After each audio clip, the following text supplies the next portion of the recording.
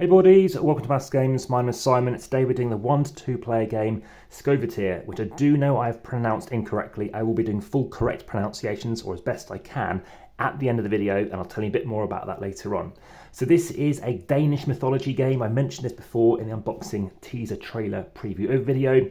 It's a 1 to 2 player solo kind of cooperative experience whereby Wokta happens to be our kind of badger friend, and he's trying to escape from this evil Eric chap over here. We lose if this guy reaches us, we win if we can get rid of all of these 6 cards. If you are watching this as a short, please make sure you watch the full video over on YouTube. And if you're interested in this game or other games by Impatience, check them out in Hall 5 in SPIEL.digital in October, and this will be going live prior to that release. So Hall 5, I think it's row C or column C, you want to check that out. But let me know in the comments the best on YouTube. Of course, like, subscribe and hit the notification bell for further solo, cooperative, Impatience games, etc. So, any more updates about that as well, I'll also be putting in the description. Of course, there'll be other things over there too.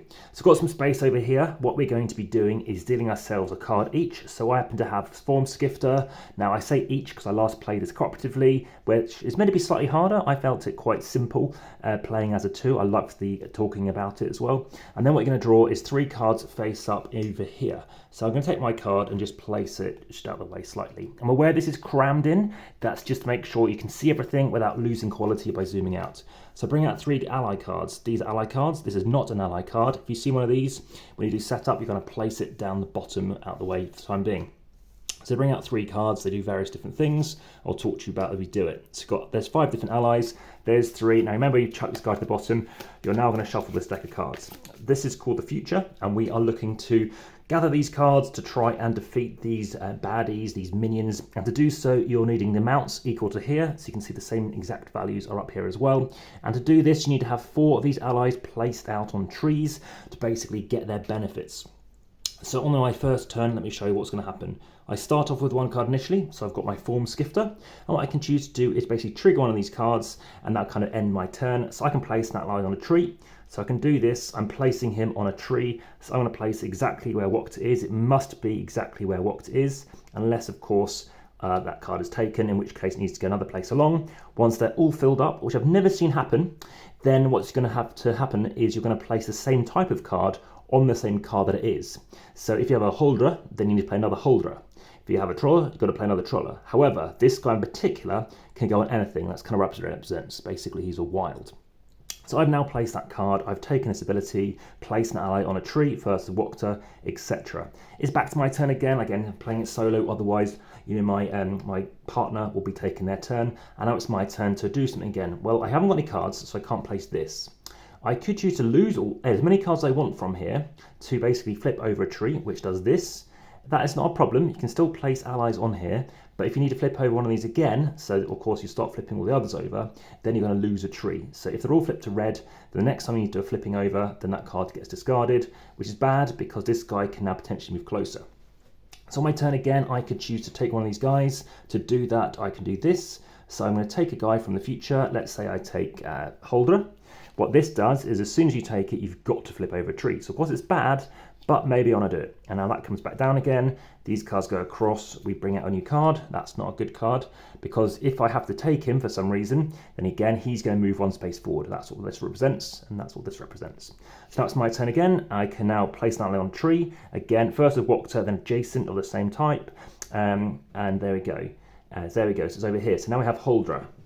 So in this case, it's back to my turn again, and what can I choose to do? Well, what I can choose to do now is, if I want to, do Wokta's Wrath. This allows you to remove a minion from the game, so I've got 2 guys out.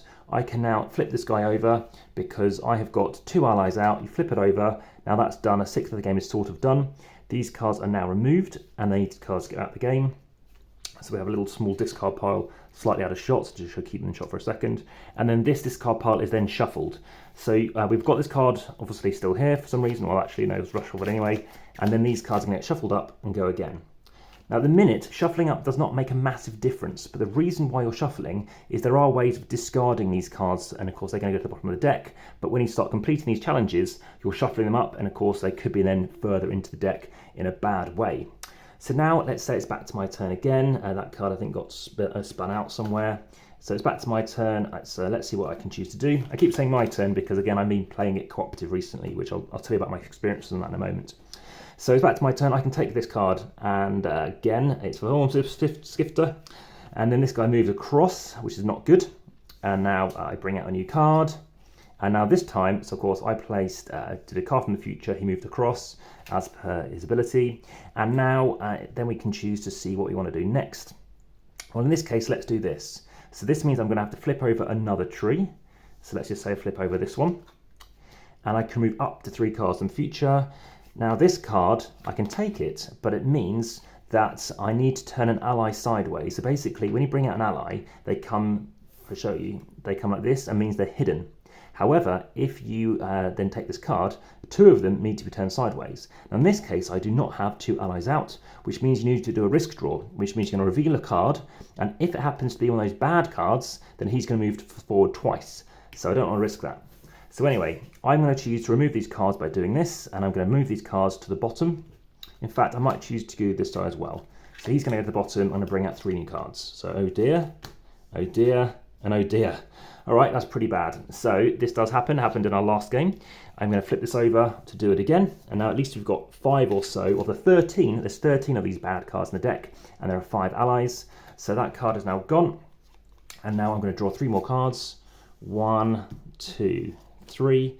And again, check out my cooperative playlist, the solo playlist. This is going to go in the playthrough playlist. I don't think I'm going to finish the game, but I'm going to show you what I'm doing next. So let me show you some other abilities. Let's take her. So this one, when I take her, I must, again, I'm triggering Wokter's Call. This one means I must choose a card which is an ally. These are allies with these symbols here, to the bottom of the deck. So I'm going to take this card, and I think I've already got this card in hand as well. So I'm going to lose one of these cards. Let's lose that Trolloc because he's 2 away, and he's going to go there. And that one only moves in 1 space. And now it's my turn to refill the deck. Oh, and by the way, when you remove a minion from the game, which we did, you shuffle the deck as we chose to do, you must choose to either run. Now when you run, it basically means this guy is going to move as far as he can to where other allies are. There were no more of them. The alternative is you need to discard allies, which is kind of did because we know no one to discard. And the last one is to restore, which basically means you can heal a tree, which we haven't done chosen to do yet. So you kind of do, I've left them out and they kind of already tend to do the stuff in because you start off with an ally. And let me speak to you a little bit about it in more detail. In terms of the rule book, I think it is generally good. I think in terms of the order in which you do stuff, I think they could have changed things slightly, but it's a neat rule book. It does make a lot of sense. It seems to work well. But in terms of revenge, you're discarding all allies in the forest, then discard an adversary in the future. That's the only way in the base game to discard an adversary and thus get rid of once for all. For restoration, you're discarding all allies from the forest, and then you're healing 1 tree. But again, I don't know, there wasn't obviously any allies to do, and run, which I mentioned, is you move forward 1. So yeah, that's what we can do there.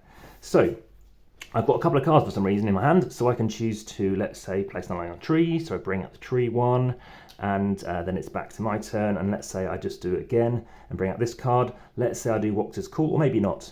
This one we haven't seen yet, so let's take this one. And this is called Nisse. I don't know if I've pronounced that right again, but again, I'll give you a quick overview if you want to skip to the end and later on to show you what this guy does.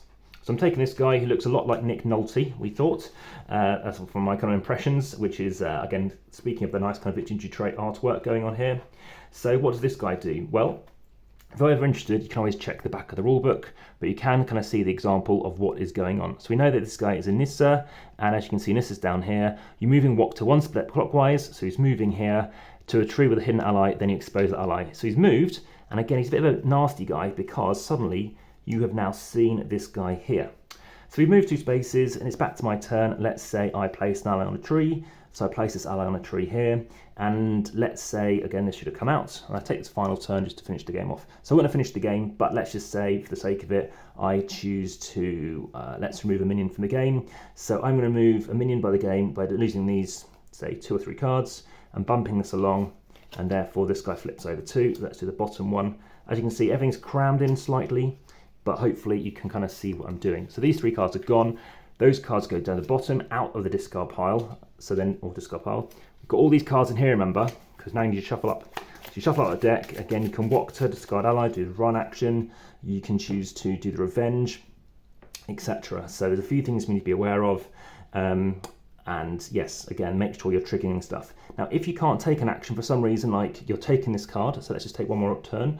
Actually, if you happen to take a card, Troller, so for example, we need to reveal expose to allies, there's none to expose, in which case you've got to do a risk draw. So this means it's fine, but other I've got hiccups, is going to move 2 spaces.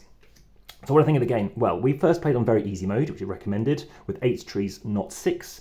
And it happened to be that we won, but only by 1 turn, so it was very close. But my partner happened to really like it, and they said, oh, okay, I think it's too easy, way too easy. And so we played a second time with 7 trees, and again we won. Much more simpler, actually, I think, got used to it. And we played again on normal mode, and we won again. Apparently only like a 2/3 or 3/4 chance of winning on normal mode. So we seem to get on well with it. There are 2 expansions you can play with, because I felt that these Nemesis alone don't seem to do much, and therefore you can do other things which do affect things as well. Like I said, check out those playlists. Do let me know your comments, and I'm curious to know what your thoughts are on this one. Everything's quite straightforward and clear. Again, coming to those pronunciations, I did do that. So this is from obviously Denmark. It's one of I think it is my favourite country of the 100 plus I've been to. I have read Danish newspapers. I found it a lot like German, but this is very difficult. They even say it's like tongue twisters. So we have things like elefolk, because we saw that earlier on, and that's pronounced elefolk, le as in level. Formskifter is formskifter, as in chapter. Gamle Erik, that's his baddie over here. That is Gamle Erik, okay. And we have Ganga, which is Ganger, which I think is this guy over here. And then let's bring into shots. And then we've also got Holdra, which is a Holdra, sorry. So that is something else we've just seen. And let's see if I can find Holdra again. Okay, there's Holdra. We've also got Lindorm, that's Linorm after all that, which is a kind of a snake dragon thing. We've got Lintmand, which is Lichterman, lie is in lying, Lichterman. We've also then got Mare, so that is it, Ma as in mama, so Mara. We have Nissa, which is I think Nisa. We have the name of the game, which is Skoventyr. Then we've got Troller, which I think is as in truck, so Troller. And then we've got lastly Wokta, which is obviously luckily I can pronounce him. So there you go, very fancy, nice looking. In terms of the other game as well, this feels very much like an Impatience game, very much like a Shady Torbay, the guy who founded this company. Very much like obviously the game Onirm, because you can tell the game development. So he's added a couple of expansions, you can see what he's done here. So like I said, thank you very much for watching, speak to you again soon, enjoy the game. That has been Skoventyr. Back to the table.